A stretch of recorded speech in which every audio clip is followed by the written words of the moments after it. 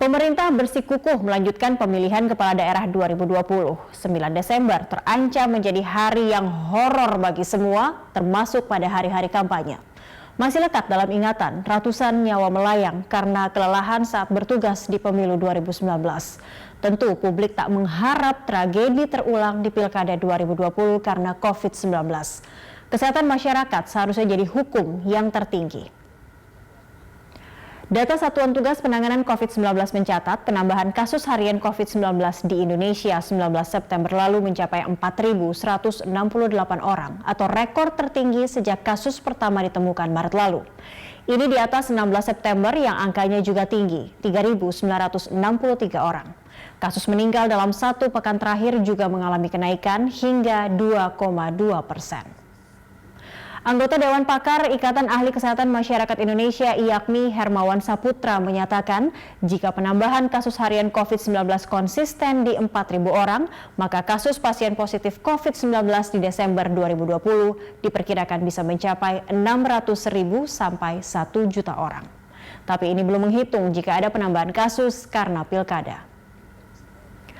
Di tengah angka kasus COVID-19 yang terus meningkat, penyelenggaraan Pilkada 2020 sangat beresiko. Apalagi tingkat kepatuhan masyarakat akan protokol kesehatan masih rendah.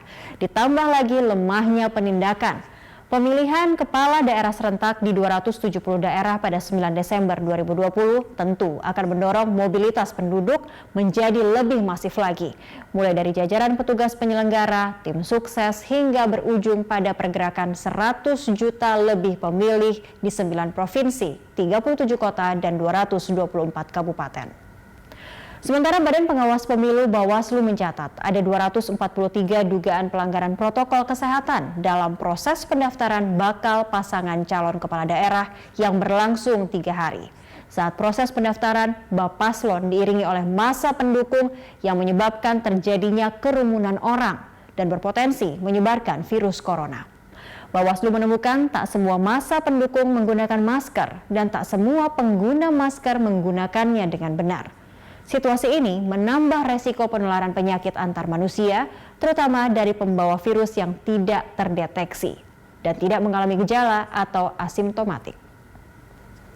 Data KPU hingga 16 September tercatat 61 bakal calon dari sekitar 1.400 bakal calon yang mendaftar di Pilkada 2020 terpapar COVID-19.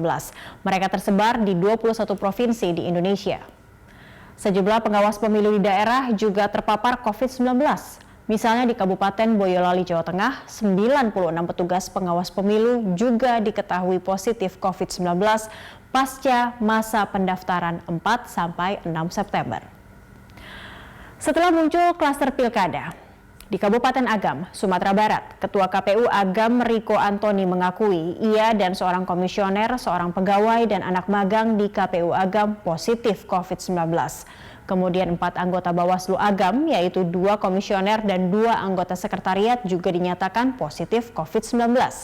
Klaster ini ditemukan setelah pelacakan kontak erat terhadap 2 bakal calon Bupati Agam yang positif COVID-19. Seusai mendaftar ke kantor KPU Agam awal September lalu. 2 bakal calon kepala daerah di Agam, Trinda Farhan Satria dan Andri Warman dinyatakan positif COVID-19 7 September atau sehari setelah mereka bersama bakal calon wakil bupati masing-masing mendaftar ke kantor KPU Agam. Contoh kasus lain, seorang komisioner serta sekretaris KPU Kota Sibolga dinyatakan positif corona setelah tes swab. Sementara hasil tes anggota lainnya belum diketahui pada 17 September lalu. Begitupun Ketua KPU Riau, Ilham Muhammad Yasir, dikabarkan terpapar virus COVID-19. Sebelumnya KPU Riau menyatakan bahwa ada 2 bakal pasangan calon positif berdasarkan hasil tes swab sebelum mendaftar. 2 Bapaslon ini adalah petahana Bupati Rokan Hilir Suyatno dan calon wakil Bupati Kepulauan Meranti Abdul Rauf. Di Tangerang Selatan, 2 pegawai KPU dinyatakan positif COVID-19 dari hasil tes swab yang keluar 16 September. Ini belum menghitung Ketua KPU dan 2 komisioner yang juga positif COVID-19.